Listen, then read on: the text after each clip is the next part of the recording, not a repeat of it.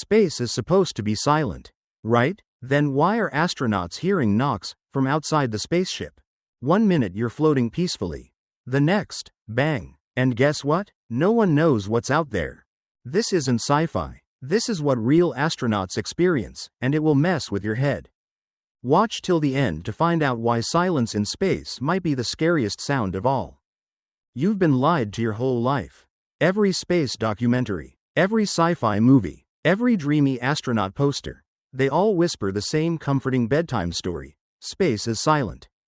Yeah, no, not even close. Technically, yes, space is a vacuum, which means sound waves can't travel like they do here on Earth. But that's like saying your creepy basement is, technically, safe because the spiders haven't unionized yet. Just because outside is silent doesn't mean what's inside isn't making noise like it's possessed. Astronauts don't float around in peaceful stillness. They live inside a glorified metal can filled with constant whirring, clicking, beeping, and buzzing. The International Space Station is basically a high-tech horror soundtrack. Pumps hum, valves hiss, fans churn endlessly, keeping you alive while also sounding suspiciously like they're plotting your demise.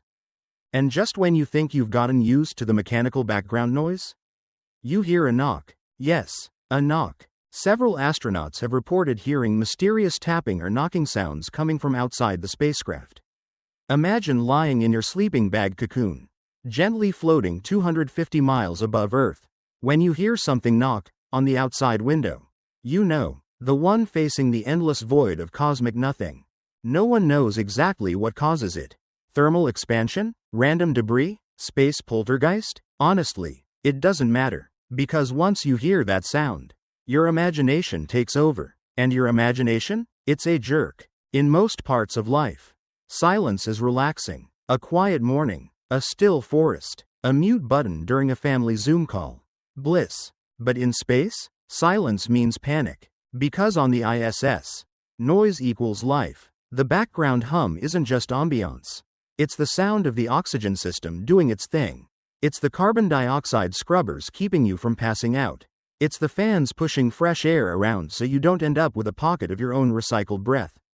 So if you suddenly notice it's quiet, something probably broke, and there's no space plumber you can call, no hardware store down the street. If the life support system stops humming, your choices are: fix it with whatever's floating nearby, or write an emotional farewell to your houseplants back on Earth. Basically, silence in space isn't peaceful. It's a warning, like the horror movie trope where the music cuts right before the jump scare. Only in this version, the monster is low oxygen, and the jump scare is slow unconsciousness. So yes, space is technically silent, but inside your little life-sustaining tin can, it's an anxious robot whispering, "Please don't die," in mechanical Morse code. Let's say, somehow, you do find a rare moment of actual silence in space.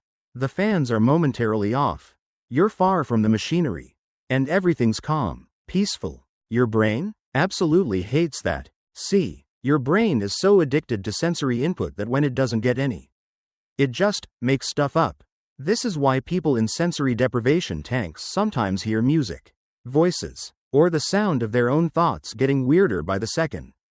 Now take that concept, and add isolation, microgravity, and the general existential dread of being locked in a metal shoebox 250 miles above the Earth.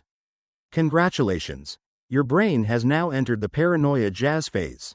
Astronauts have reported phantom sounds, humming, knocking, the faint echo of voices when no one else is talking. That's not a haunted ship, it's your brain panicking like a bored toddler trapped in a library. The psychological effect is real. Your auditory cortex starts trying to fill in background noise it thinks should be there. Like an overconfident DJ remixing the soundscape with hallucinations and stress. It's basically your brain going, "Hey, I haven't heard anything horrifying in a while, let's fix that." So if you ever dreamed of a peaceful float in the quiet void of space, just remember, your own mind is waiting to spice things up with a casual ghost concert. Now let's talk about the actual soundscape of a spaceship, not the imagined horrors, but the real ones. Because here's the thing. The machinery that keeps you alive? It sounds like it's about to kill you. Life support systems don't whisper sweet nothings. They hiss. They growl. They thump like there's a goblin stuck inside the ventilation shaft. And it's constant. You never escape it. Even when you sleep, your ears are getting a 24/7 ASMR playlist titled Industrial Panic. One astronaut described the sound of the ISS as like sleeping inside a refrigerator full of angry bees. Another compared it to being trapped inside a factory that makes nothing but more noise. The worst part? You can't ignore it. You can't go outside. You can't open a window. Noise-canceling headphones help, but there's only so much they can do when the air itself sounds like it's trying to file a complaint. And the real kicker? If any of those sounds stop, that's when you panic. Because silence, as we covered, equals death risk. So you spend your days in a bizarre paradox where the noise keeps you alive, but also makes you question every decision that led to being an orbital mechanic with insomnia. Okay, let's say you're suited up for a spacewalk, floating blissfully outside the International Space Station, watching the Earth roll by beneath you like a live-action screensaver.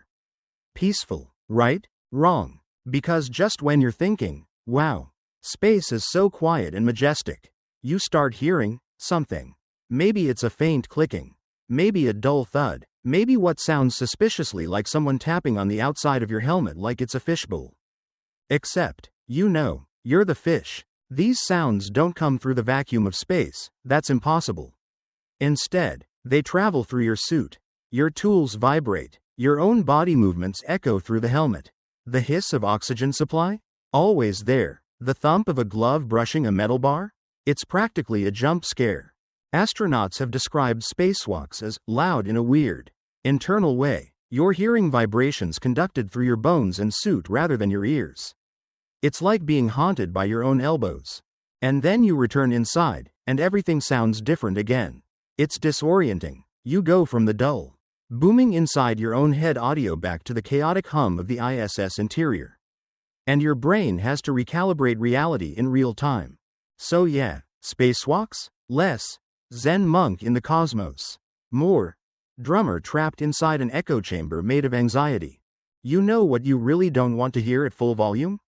Your stomach gurgling, your breath wheezing, the creak of your joints reminding you that zero gravity doesn't mean zero arthritis. But in space, you do hear these things, loud and clear, because in microgravity, sounds that normally fade into the background are suddenly front and center.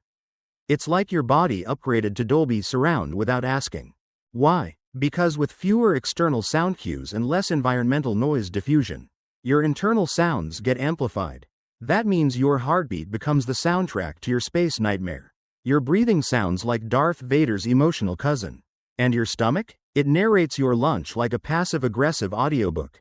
Even blood rushing through your veins can sound louder, a constant whoosh that reminds you, hey, still alive. Barely. This sensory shift can seriously mess with your focus.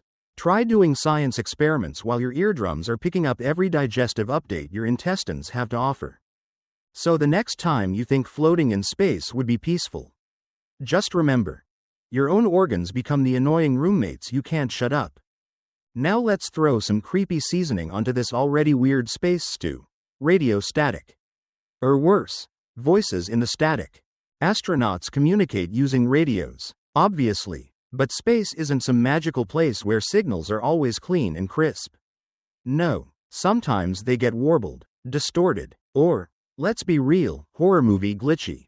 You might be floating there, minding your orbital business, when your comms crackle and spit out something that sounds like a voice, but not quite human.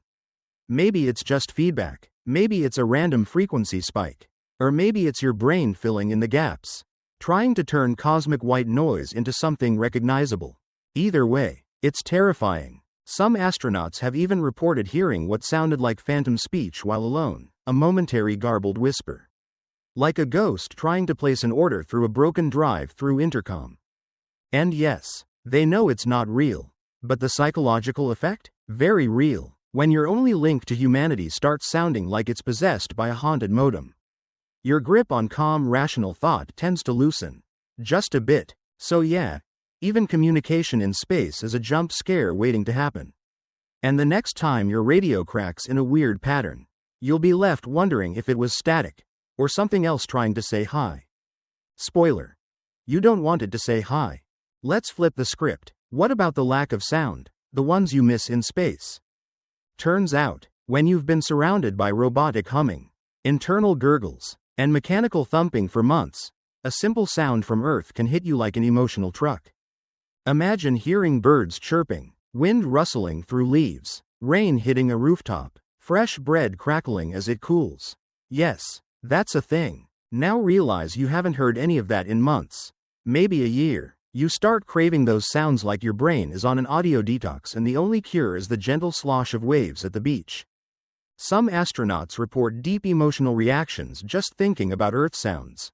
One described tearing up just remembering the sound of lawnmowers and kids yelling outside. Another said even imagining the jingle of keys or the clink of dishes made him want to teleport home immediately. So while space may offer the ultimate adventure, it also reminds you just how deeply your brain is wired for Earth. The sounds we ignore every day? Up there, they become sacred, memory triggering, identity anchoring. Basically, silence in space isn't just eerie, it's existentially lonely. And it turns your favorite Earth sounds into tiny emotional nukes that hit without warning. Here's a sound you really don't want to hear. A faint ping or thunk against the side of your spaceship. Now, before you scream, yes, the ISS is protected against most space debris. It has shielding designed to handle tiny particles flying faster than bullets. But the keyword there? Most. Because space is full of what scientists lovingly refer to as orbital shrapnel, bits of broken satellites, discarded rocket parts, and, yes, the occasional rogue screw from a mission in 1997, all traveling at speeds that could turn your floating apartment into Swiss cheese. So when astronauts hear a small impact sound, even a tiny tap, it's not a comforting, just the wind, moment. It's a what just hit us and should I be riding my will in zero gravity moment. The worst part? They can't always tell where it came from. There's no window pointing in every direction. And there's certainly no way to jump out and inspect the hull with a flashlight and duct tape. So you just sit there, surrounded by life-saving machinery, trying to decide whether that sound was harmless space dandruff or the first sign of, hey, maybe your oxygen tank now has an exit wound. In short, it's not the volume of sound that scares you in space, it's what those tiny sounds could mean. You've probably never thought about this, but your ears, those two flappy sound catchers on the sides of your head, are calibrated for Earth. They evolved with gravity, pressure, and air doing very specific things. So when you're in microgravity, your ears are like, what is happening and why am I floating next to a toothpaste burrito? The pressure in your inner ear shifts. The fluid balance gets weird. And suddenly, your sense of direction and sound gets scrambled like eggs at a Denny's. Some astronauts feel like sounds are coming from the wrong direction. Others report that even their own voice sounds wrong, deeper, echoey, or like it's bouncing inside a fish tank. And it's not just disorienting, it can mess with communication. Imagine trying to operate complex machinery or follow mission commands while your ears are playing pranks and your voice sounds like it's underwater in a haunted swimming pool. Basically, your entire auditory system goes into new phone, who dis mode, and you're left trying to navigate one of the most dangerous environments known to humans with ears that are doing their best impersonation of a broken GPS. Thanks for watching. Don't forget to like and subscribe if you enjoy weird, slightly horrifying facts delivered with a smile. See you next time.